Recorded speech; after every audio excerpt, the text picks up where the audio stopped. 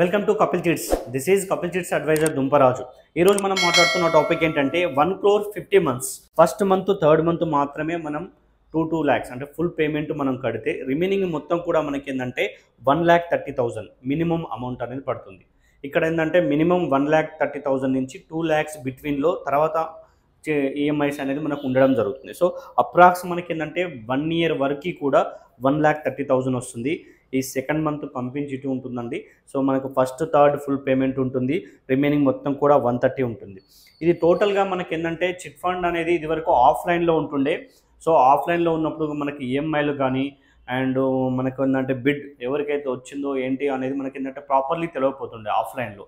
ఏది కరెక్టో ఏది రాంగో అని చెప్పేసి చాలామంది సందిగ్ధంలో ఉంటుండే. సో అలాంటి ప్రాబ్లం రాకుండా లాస్ట్ 3 years నుంచి మనకి ఏంటంటే ఆన్లైన్ సిస్టమ్ తీసుకురావడం జరిగింది.